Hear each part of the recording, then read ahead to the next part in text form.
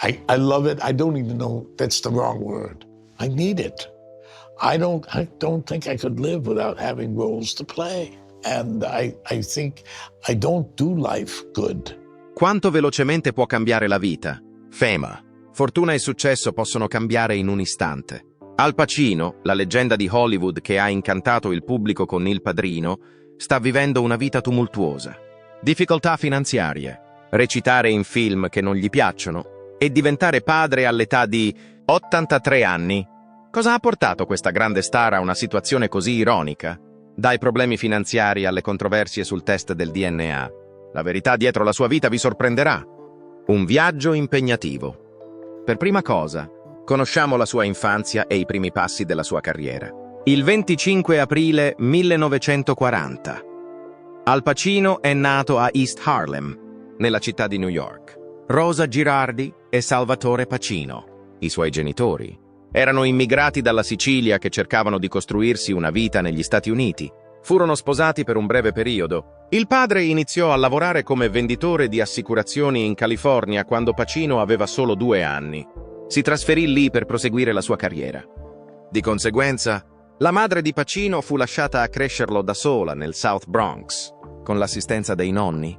Kate e James Girardi erano originari della città di Corleone, che si trova in Sicilia e che in seguito sarebbe diventata famosa grazie al film Il Padrino. Gli anni 40 e 50 furono un periodo difficile per vivere nel Bronx. Oltre alle difficoltà economiche che la sua famiglia dovette affrontare, la perdita del padre lasciò un vuoto mai veramente colmato. Tuttavia, la madre gli presentò qualcosa che avrebbe influenzato notevolmente il suo destino. Aveva una passione per il cinema e lo portava spesso a teatro, dove si lasciava coinvolgere dalle storie che venivano proiettate sullo schermo. La recitazione lo affascinava ancor prima di comprendere chiaramente cosa comportasse. Durante quelle prime uscite al cinema è stato gettato un seme che si sarebbe poi trasformato in una passione che sarebbe durata tutta la vita. Gli amici di Pacino cominciarono a chiamarlo Sunny durante l'adolescenza. Il suo lato selvaggio si spingeva sempre oltre i limiti dell'accettabile. La sua mancanza di interesse per i compiti scolastici è stata un fattore che ha contribuito al suo comportamento persistente. Prima di iscriversi alla High School of Performing Arts, ha dovuto lasciare diversi istituti durante la sua carriera accademica.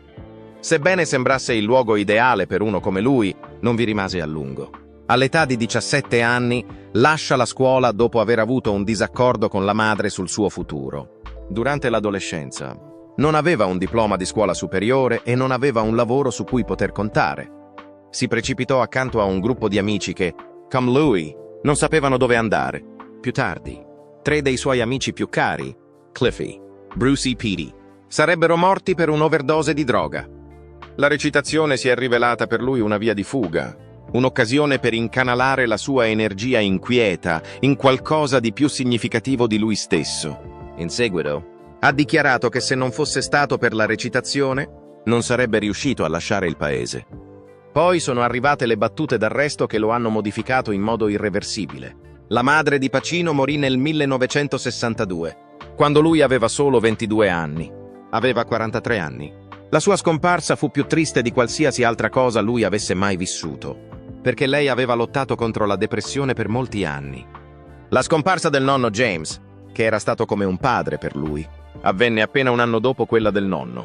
Le 2 persone più significative della sua vita sono scomparse nel corso di un solo anno. In seguito, egli definì quel periodo come il momento più basso della sua vita. Provava un senso di disorientamento, come se non ci fosse più nulla a cui aggrapparsi. Dopo alcuni anni, Pacino scrisse della sua sofferenza nel suo libro, che intitolò Sonny Boy, dal soprannome che gli aveva dato la madre. In seguito alla morte della madre e del nonno, Pacino decise di intraprendere la carriera di attore. Non è stato un compito semplice. Ha lavorato come inserviente, cameriere, fattorino e impiegato postale, tra gli altri lavori, semplicemente per sbarcare il lunario in modo da potersi pagare la formazione di attore. Durante il periodo trascorso alla HB Studio nel Greenwich Village, ebbe l'opportunità di conoscere la madre di Pacino, Charlie Lawton, che era un'istruttrice di recitazione e che sarebbe diventata una delle sue guide più fidate. Ma il problema del denaro era sempre una preoccupazione. A volte non riusciva a trovare un posto dove trasferirsi. Nelle situazioni in cui non aveva un altro posto dove stare, dormiva sui divani degli amici e a volte anche nei teatri. All'inizio degli anni 60 era talmente in difficoltà economiche da essere costretto a dormire per strada e ad accettare qualsiasi ruolo umile che riuscisse a trovare nelle commedie che venivano rappresentate nei teatri clandestini. È il 1968 quando Al Pacino recita in The Indian Wants the Bronx, un'opera teatrale off-Broadway scritta da Israel Horowitz. Questa interpretazione segnò una svolta significativa nella carriera di Pacino. Il 17 gennaio debuttò all'Astor Place Theater di New York City, dove continuò a recitare per un totale di 177 repliche. La sua interpretazione di Murph ha un'intensità cruda e allo stesso tempo sorprendentemente umana. Gli strati che si celavano dietro di lui venivano rivelati da lui stesso. Sia l'industria che la critica hanno preso nota della situazione. Gli è stato conferito l'Obie Award come miglior attore. Il premio per il miglior attore non protagonista è stato assegnato al suo co-protagonista, John Cazale, mentre Horowitz è stato premiato con il premio per il miglior nuovo spettacolo teatrale. Dietro le quinte. Durante l'evento si è svolto qualcosa di molto più significativo. Inoltre, un'altra opera di Horowitz è stata rappresentata contemporaneamente a L'Indiano vuole il Bronx. Il film si chiama Sugar Plum e Jill Clayburgh, all'epoca fidanzata di Pacino, interpreta la protagonista. La vita di Pacino sarebbe stata cambiata per sempre dall'incontro con Martin Bregman, avvenuto grazie a questo progetto. Grazie al riconoscimento delle sue qualità uniche, Bregman divenne il suo manager. Con il suo aiuto Pacino si sarebbe assicurato alcune delle sue parti più leggendarie, come quelle Ne, Il Padrino, Serpico e Quel pomeriggio di un giorno da cani. Dopo un po' di tempo, Pacino ha dichiarato di ritenere che Bregman sia stato il motivo per cui la sua carriera ha preso la piega che ha preso. Pacino debuttò a Broadway con la commedia Does a Tiger Wear a Necktie, rappresentata solo un anno dopo. L'opera, che fu rappresentata per la prima volta al Belasco Theatre nel 1969. Era stata scritta da Don Peterson e raccontava, all'interno di un istituto di recupero, la storia di coloro che cercavano di superare la loro dipendenza e di trovare il perdono. Il personaggio di Bickham, un adolescente disturbato e tossicodipendente con una facciata ruvida che nascondeva profondi traumi interiori, era interpretato da Pacino, nonostante lo spettacolo sia rimasto in scena solo per 39 repliche e 9 anteprime. Ha avuto un'influenza significativa e duratura. In un articolo per Newsweek, Jack Kroll lo ha definito un cappa e spada con un'anima poetica. La rivista Variety lo ha classificato come il giovane interprete più promettente di Broadway. Aveva solo 29 anni quando ricevette il Tony Award come miglior attore protagonista in un'opera teatrale. Da quel momento tutto fu diverso. Un addestramento durato anni è stato la fonte della capacità di Pacino di aggiungere una tale quantità di profondità alle sue parti.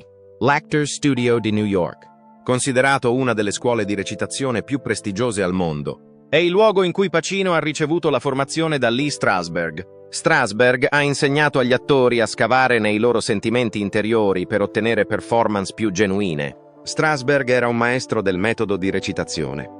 In seguito, Pacino ha dichiarato che lo studio con Strasberg gli ha infuso la sicurezza di sé per intraprendere la carriera di attore a tempo pieno. Il percorso che Al Pacino ha incontrato per arrivare a interpretare Michael Corleone, ne Il Padrino, non è stato solo impegnativo. È stata una lotta. Nonostante la sua interpretazione sia ormai considerata leggendaria, il pensiero di ingaggiarlo per il ruolo fu quasi sufficiente a far deragliare l'intera produzione del 1972. La Paramount Pictures cercava una celebrità di successo, come Jack Nicholson, Warren Beatty, Robert Redford o Ryan O'Neal. All'epoca il nome di Pacino era difficilmente riconoscibile. Nonostante il fatto che avesse un buon passato in teatro e un solo credito cinematografico, lo studio non gli permise di essere preso in considerazione. Non lo consideravano un protagonista. Cercavano qualcuno che fosse più alto e che sembrasse una star nel senso hollywoodiano del termine. Tuttavia, Francis Ford Coppola aveva un punto di vista contrario. Dopo aver visto Pacino recitare a Broadway, era certo che sarebbe stata una scelta eccellente per il ruolo di Michael Corleone. Pacino era in grado di trasmettere il passaggio di Michael da ingenuo eroe di guerra a leader della mafia, cosa che nessun altro aveva visto in Pacino. Coppola si rifiutò di fare marcia indietro. il che lo portò a ingaggiare una battaglia infinita con la compagnia. A un certo punto, la Paramount ha presentato a Coppola un ultimatum e ha sottoposto James Caan a un test per il ruolo di Michael. È possibile che Pacino rimanga... ma solo se Caan viene scritturato per il ruolo di Sonny Corleone. Nonostante la produzione fosse iniziata, lo studio era incerto sul progetto. Dopo aver visto un primo video dell'interpretazione di Pacino, non hanno scelto il loro desiderio di lui. In fretta e furia, Coppola era consapevole di dover dimostrare il valore di Pacino. Questo è stato un evento determinante per Michael, poiché ha segnato il suo primo passo nel mondo della mafia. Fu nel momento in cui i dirigenti della Paramount lo videro che tutto cambiò. Finalmente compresero ciò che Coppola aveva osservato per tutto il tempo. Non basta dire che Pacino è stato fantastico, è stato indimenticabile. È stato a quel punto che la sua posizione nel film è stata stabilita con fermezza. Tutto è cambiato per lui a seguito di quella posizione. Nonostante molti pensassero che avrebbe dovuto essere candidato all'Oscar nella categoria del miglior attore, la sua interpretazione gli valse una nomination nella categoria del miglior attore non protagonista. Sentendosi emarginato, scelse di non partecipare alla cerimonia e di conseguenza protestò contro di essa. Tuttavia, anche senza la vittoria, la sua carriera ha raggiunto nuovi traguardi. Il Padrino è stato un film che ha reso al Pacino un nome familiare, ha vinto l'Oscar per il miglior film e ha guadagnato più di 250 milioni di dollari a fronte di un budget di meno di 6 milioni. La calma intensità della sua interpretazione di Michael, così come il modo in cui è stato in grado di trasmettere una grande quantità di informazioni con un solo sguardo, hanno ottenuto diversi riconoscimenti. Nel contesto della scena della cena, quello sguardo è diventato uno dei momenti più memorabili della storia del cinema. Ma il viaggio non è stato semplice. In una successiva dichiarazione, Pacino ha rivelato di aver avuto paura durante le riprese. C'era una pressione eccessiva. Era difficile per lui concentrarsi perché aveva sempre l'impressione di essere licenziato. Durante le riprese di uno scenario che prevedeva un'evasione, si è persino procurato un grave infortunio alla caviglia. L'agonia è stata così forte che ha avuto bisogno di iniezioni per continuare ad andare avanti. La sua reazione iniziale alle ferite fu, un po' sorprendentemente, di sollievo. Era preoccupato che ciò potesse comportare il suo licenziamento, cosa che, al momento, sembrava un'opzione più gestibile rispetto al peso di dover dimostrare il proprio valore. Coppola era consapevole di quanto Pacino stesse lottando disperatamente e fece tutto il possibile per aiutarlo. Ha riorganizzato il programma di produzione per avere più tempo per abituarsi alla parte. Inoltre, si è affidato a Diane Keaton, che era la coprotagonista di Pacino, e gli ha fornito supporto emotivo durante il lavoro. Grazie ai suoi sforzi, l'atmosfera si è rasserenata e i due hanno spesso condiviso le risate dopo le sequenze più impegnative. In futuro, Pacino avrebbe affermato che se Coppola non avesse creduto in lui, è possibile che non sarebbe riuscito a sopravvivere. Pacino ha interpretato il ruolo di Frank Serpico, un agente della polizia di New York realmente esistito, che denunciò la corruzione all'interno dell'agenzia, nel film Serpico, uscito nel 1973. Nel corso della sua preparazione per la parte, Pacino ha trascorso del tempo con il vero Serpico, osservando i suoi movimenti e imparando come parlava. Fin dall'inizio, la produzione ha incontrato delle difficoltà. Inizialmente, John G. Avildsen avrebbe dovuto essere il regista del film. Tuttavia, Lumet assunse il ruolo poco prima dell'inizio della produzione. Le riprese si svolsero durante l'estate del 1973 e lo sfondo era costituito da strade reali di New York. Il caldo, insieme al ritmo serrato della regia di Lumet, contribuì a creare un ambiente intenso sul set, grazie alla sua interpretazione. Pacino ha ricevuto una nomination all'Oscar e un Golden Globe. Pur avendo un budget di pochi milioni di dollari, il film ne incassò quasi 30 al botteghino. Nel corso del tempo, Serpico si è evoluto in un film che ha stabilito un punto di riferimento per il genere criminale, e l'interpretazione di Pacino nel film continua a essere tra le più potenti della sua carriera. Esattamente 10 anni dopo, nel 1983, Pacino interpretò uno dei ruoli più memorabili della sua carriera nel film Scarface. Ha interpretato il ruolo di Tony Montana. Il classico del 1932 è servito come base per il film diretto da Brian De Palma e scritto da Oliver Stone. Tony Montana possiede un carattere vizioso, ambizioso e inflessibile. Quando arriva per la prima volta negli Stati Uniti, chiarisce che intende prendere in considerazione tutto ciò che desidera. Pacino si è immerso nel ruolo, adattando meticolosamente ogni singolo aspetto del personaggio di Tony. Ogni suo tratto, compreso l'accento e persino il modo in cui impegna le cose, è stato progettato meticolosamente. Durante le riprese si è ferito mentre teneva in mano un oggetto. Le ferite hanno causato un ritardo nella produzione, ma hanno anche dimostrato il suo impegno a mantenere un senso di realismo nel ruolo. Subito dopo la prima, il film ha suscitato reazioni. Inoltre, la comunità cubana di Miami si è opposta alla rappresentazione dell'immigrazione nel film, per cui diverse scene del film sono state girate a Los Angeles. Scarface è stato in grado di attirare il pubblico nonostante le polemiche che hanno circondato il film. Grazie al suo totale mondiale di 66 milioni di dollari, è diventato un classico di culto. L'ascesa e la caduta di Tony Montana sono un ammonimento sul rapporto tra potere e avidità. Battute come queste sono diventate famose e l'influenza del film si è estesa ad altri settori della cultura, come l'hip hop, i videogiochi e i discorsi popolari. Ci è voluto un po' di tempo, ma alla fine Scarface è stato riconosciuto come uno dei migliori film di gangster mai girati. Pacino ha interpretato un personaggio completamente diverso nel film Profumo di donna, uscito nel 1992, per il quale ha ricevuto il premio Oscar come miglior attore. L'attore interpretava il ruolo del tenente colonnello Frank Slade, che trascorreva il fine settimana con un giovane studente di una scuola privata di nome Charlie Sims, interpretata da Chris O'Donnell. Il viaggio che intraprendono viene mostrato nel film, durante il quale Slade insegna a Charlie la vita e allo stesso tempo combatte la propria oscurità interiore. Per essere pronto per il lavoro, Pacino usava lenti a contatto opache che gli impedivano di vedere. Anche nelle situazioni in cui le telecamere non stavano riprendendo, usava un bastone per far sembrare più reale la sua cecità. Grazie alla sua interpretazione, che era una combinazione di comicità e serietà, Slade è diventato uno dei ruoli più memorabili della sua carriera. Nonostante sia cieco, Slade è in grado di guidare una giovane donna in un ballo impeccabile durante la sequenza del tango, considerata una delle scene più iconiche del film. L'uscita di Scarface nelle sale cinematografiche nel 1983 fu accolta da un ampio consenso. Il pubblico è stato colto di sorpresa dalla sequenza, che ha luogo a non più di 20 minuti dal film. Alcune persone, come gli autori Kurt Vonnegut e John Irving, hanno addirittura abbandonato il film a cui stavano assistendo.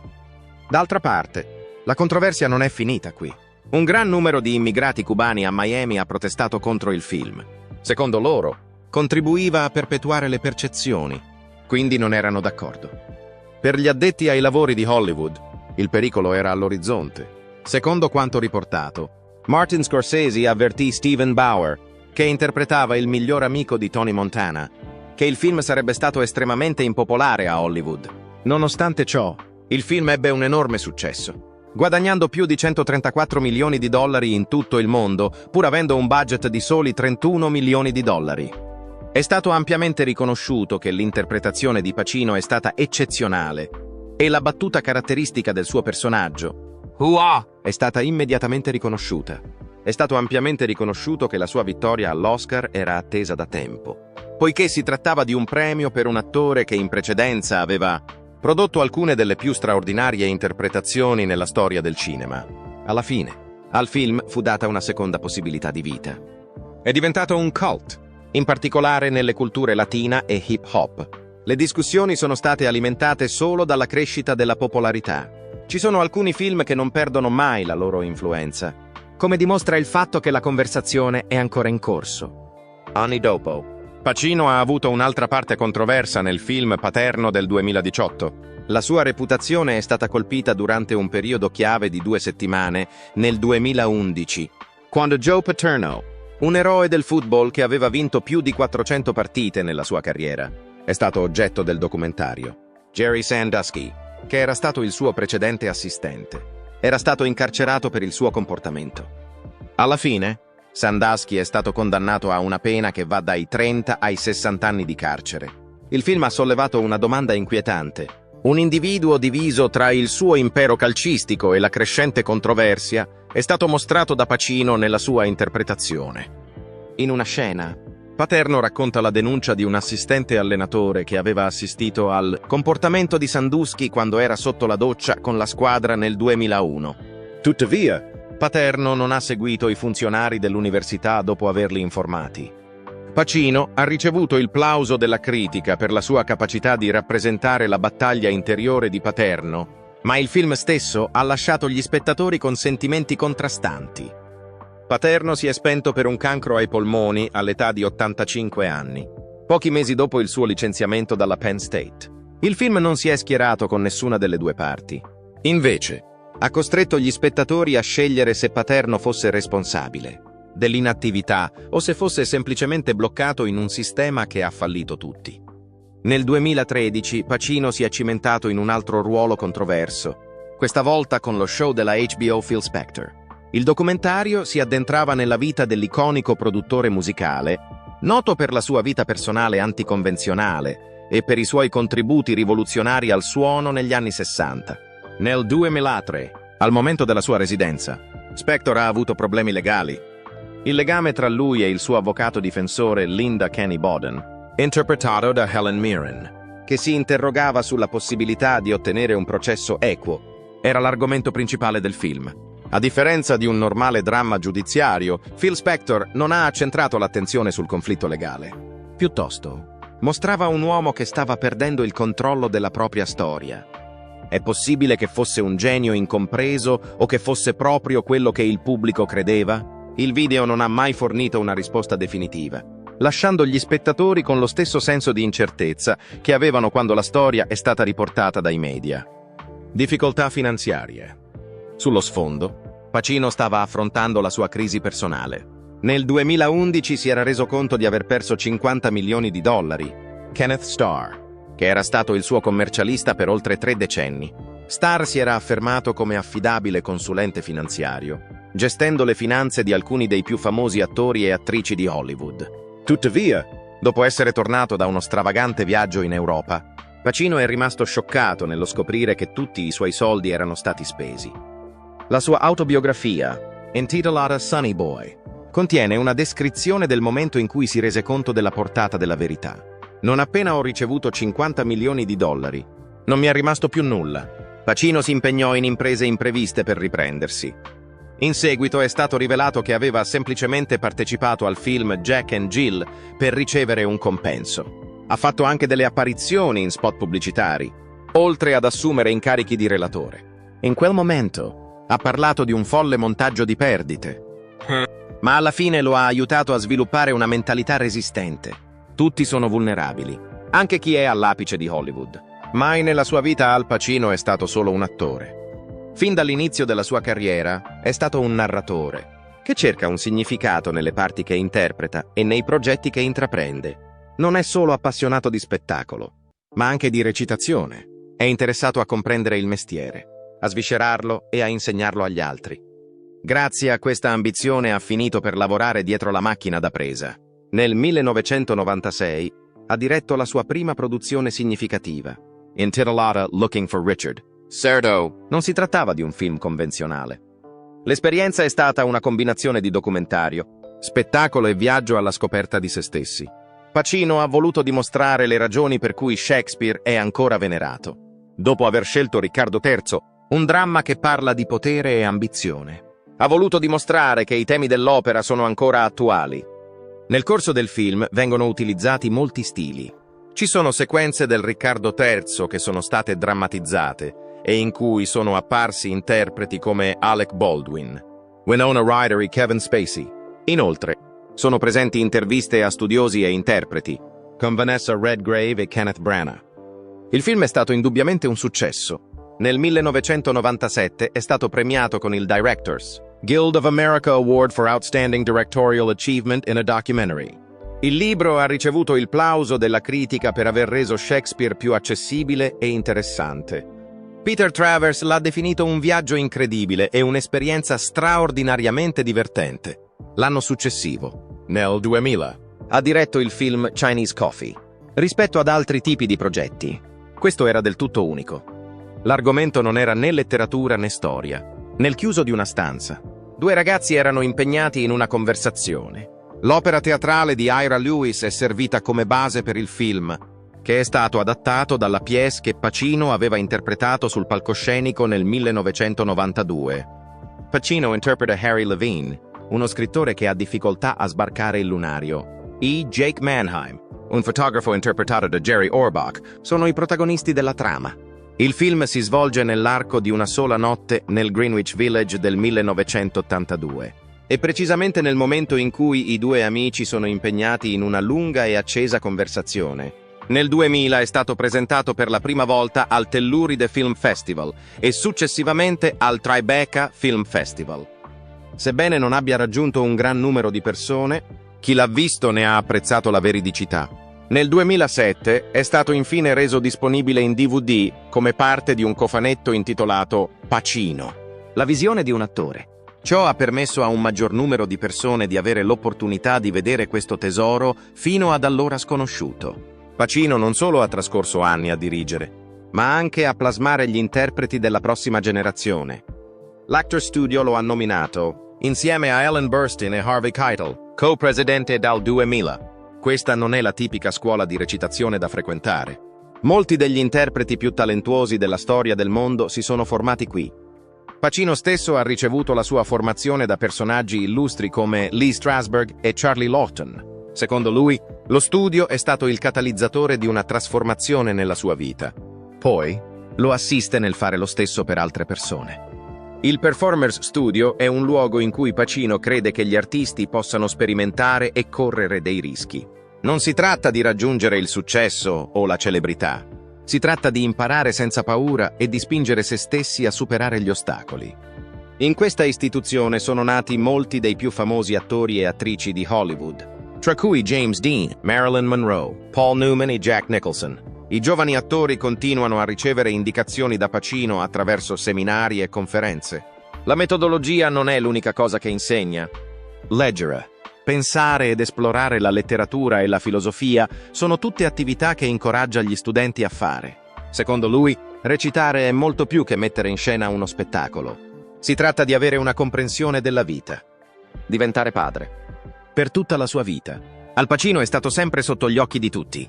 D'altra parte, non ha mai portato a termine il processo di matrimonio. È rimasto scapolo per tutta la vita.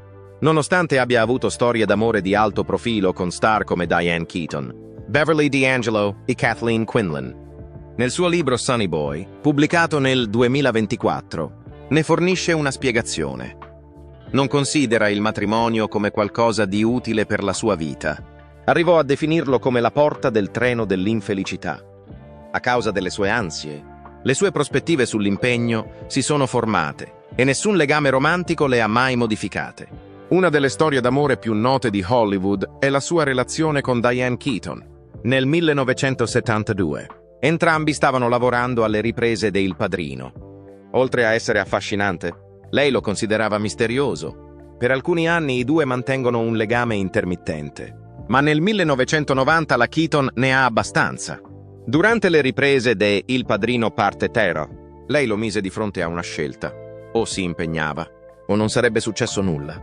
Lei se ne andò dopo il rifiuto di Pacino di accettare. La relazione con Kathleen Quinlan fu un'altra relazione importante, avvenuta in precedenza.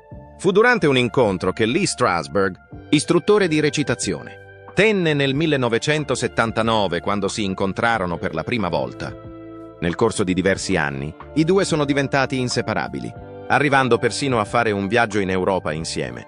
Dopo qualche tempo, Pacino disse che Quinlan era stato il più vicino al matrimonio, ma alla fine decise di non farlo. La scelta fatta lo portò a soffrire di cuore per diversi anni. Nonostante non si sia mai sposato, alla fine è diventato un genitore a tutti gli effetti. Il suo quarto figlio, un maschio di nome Roman, è nato nel giugno 2023, quando aveva 83 anni. La sua compagna, Noor Al-Fallah, all'epoca aveva 29 anni. Molte persone sono state colpite dalla rivelazione, soprattutto perché è stato riferito che Pacino aveva chiesto un accertamento di paternità. In tutta onestà, aveva l'impressione di poter ancora avere figli. Quando ha ricevuto la conferma che Roman era davvero suo, ha accettato di nuovo il ruolo di padre. Sebbene Pacino e Al-Fallah abbiano iniziato a frequentarsi nel 2020, in mezzo all'epidemia, La loro relazione è diventata di dominio pubblico solo nell'aprile del 2022. Anche se Alfalà era famosa per frequentare uomini più anziani, il fatto che avessero 54 anni di differenza ha attirato l'attenzione su di loro. In passato, i nomi di Mick Jagger e Clint Eastwood erano stati accostati a lei. Al momento della nascita di Roman, Pacino aveva già 3 figli suoi, oltre alla figlia maggiore, Julie Marie, nata nel 1989 con l'insegnante di recitazione Jan Tarrant. Sono suoi figli anche Anton James e Olivia Rose, nati nel 2001 con Beverly D'Angelo. A 83 anni è diventato genitore per la seconda volta. Il padre lo aveva abbandonato quando era bambino e lui si era ripromesso di non permettere che ciò accadesse di nuovo. È rimasto attivo nella situazione anche dopo la separazione da Alfalà. È attraverso le conversazioni video che riesce a comunicare con Roman e i due suonano persino l'armonica insieme. Pacino è ancora in attività, all'età di 84 anni. I suoi prossimi impegni dimostrano che non ha intenzione di rallentare, come dimostra il fatto che reciterà in House of Gucci nel 2021. Il film Modi, diretto da Johnny Depp, è incentrato sull'artista italiano Amadeo Modigliani. È uno dei più attesi in uscita quest'anno. Il film racconta la vita di Modigliani nel corso di 3 giorni difficili, durante i quali si confronta con il suo essere artista e con i suoi problemi personali. Inoltre, Pacino è protagonista di The Ritual, un film horror basato su eventi reali accaduti durante gli esorcismi di Emma Schmidt. Nel film, la cui uscita è prevista per il 18 aprile 2025. 2 sacerdoti vengono mostrati mentre eseguono esorcismi rischiosi e allo stesso tempo affrontano le loro storie personali. Oltre a questo, partecipa con Billy Knight all'omicidio di Castro, il che dimostra che la sua passione per la narrazione è potente come non mai. Per Pacino, recitare è più di una semplice professione. Nei momenti più difficili della sua vita, è stato qualcosa che lo ha aiutato a perseverare e ad andare avanti. Afferma spesso che è stata la cosa che gli ha salvato la vita.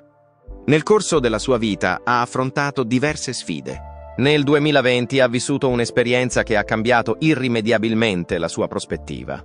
La malattia gli ha fatto perdere il polso ed è stato necessario l'intervento dei paramedici per riportarlo in vita. A questo punto della sua vita, Pacino è ancora molto coinvolto nella sua vita.